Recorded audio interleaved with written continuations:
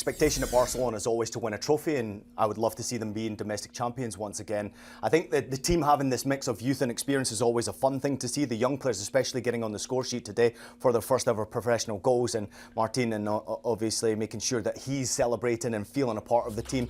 That's important for them as well, Casado as well. Here's how it all stands in the title race after the weekend. Barca back top by a point, but Atleti and Real switch places from what it was on Friday. Real 3 points off the top now, as you can see. They're on 54 points. Barcelona leading the way on 57. I was kind of looking back at the stats with the team earlier, and we looked when Barcelona won the treble. It was 2014-15. So we've had a decade since then. Do you think this is the best Barcelona team that we've had in that 10-year period? You could make a pretty good argument that it is. Yeah, I think I agree with you. We're not far away from that. Obviously, this team needs to win something. That's where you're probably waiting. Expectation at Barcelona is always to win a trophy, and I would love to see them being domestic champions once again.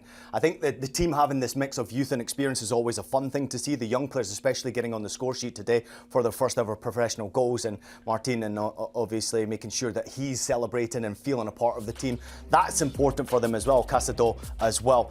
I just love the fact that this team is creating so many chances, and when I watch them, Adam, I find it hard to disagree with you because they're so entertaining. They play a lovely style of football. We see this so many times about teams around the world right now not necessarily having an identity. You certainly can't question that about what Hansi Flick is doing with his team. The way they create goals from the wide areas, the way they just continuously create opportunities through the middle. They have a never-ending avenue of creating chances for your team to be successful. And realistically, 19 different goal scorers now across all competitions for Barcelona tells me that they've got depth there for the squad. And it's a lot of young players, as you can see right there, that are coming through and really shining. Not necessarily always from La Masia. There's a few they've brought in through the door that are starting to be difference makers as well. So I find it hard to disagree with you. They are on fire. They're in the driving seat in the title race. How much do you think this weekend and the results in it change the picture of the title race? Because we know from the fixtures that are coming up, Barcelona have got some serious tests to come. Yeah, big tests. Obviously, in the Champions League, Benfica, we were together, obviously, after that game when it finished ridiculous and they won with a high-scoring finish at the end of the game from Rafinha. Hopefully, we see a similar affair, obviously, away from home as well as at home. I think that will be closer than what people expect. Then you've obviously got Atletico Madrid, who are battling with you right now at the top of the table, and of course, Atleti also in Copa del Rey in the semi-final, which, you know, a 4-4 first leg was something special. We could expect some drama in the second leg as well. Hansi Flick's done a great job. I mean, his team is simply doing well. Even the players who step up and make a difference. Like Dani Olmo came into the team, obviously, and has been impactful this season. The registration issue that they've had with him has been a real mess, but still, when he performs, he plays well. He has actually become the 12th player for Barcelona to have multiple assists in a single game this season, which is ridiculous. I mentioned 124 goals. But to be involved in multiple assists, they're just such a dangerous side. Today, no different. They had 33 shots in this game, which was absolutely crazy.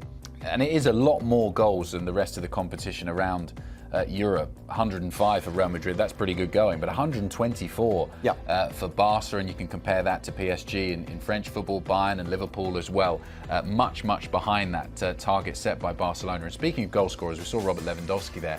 What strikes me about this title race, one of the really interesting aspects of it, is each side is led by a stunning goal scorer. You've got obviously Mbappe for Real Madrid, you've got Julian Alvarez at Atleti, and then Lewandowski at Barcelona. And Barcelona are contributed by some of the other players too.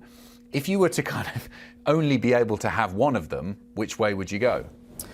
Well, very difficult to obviously choose. I have a very soft spot for Robert Lewandowski. I've actually spent some time with him while he was in the Bundesliga at Bayern Munich, and what a great player he was for the Bundesliga and helped them. But what he's doing now for Barcelona is helping Hansi Flick take his team to the next level as far as I'm concerned. His goals are consistent. It's been ridiculous to watch him score once again this season in the fashion he's done. Obviously, 34 goals in 37 games is special. Kylian Mbappe, for me, is one of the most talented players I think I've ever seen running with the ball at speed. The way he finishes, we're starting to see and recognise the true potential, because I don't think we've seen the best of Kylian yet.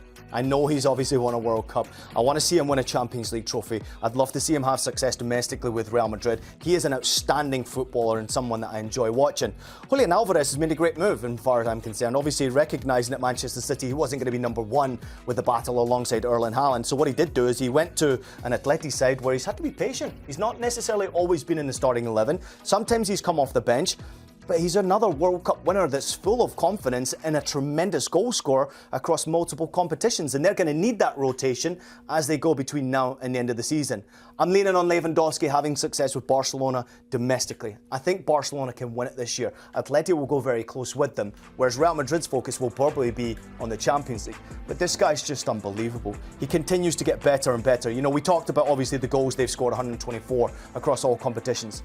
They have scored 28 more goals than Atletico Madrid, who are second.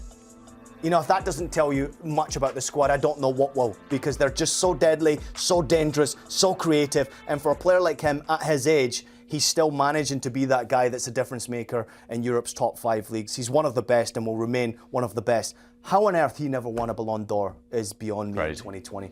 That cancellation was a disgrace. He should have got it.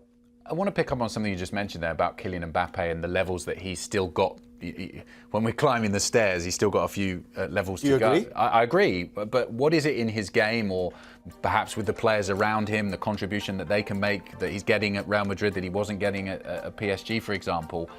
Where are those levels for him? How does he become Kylian Mbappe Mark 2 and 3?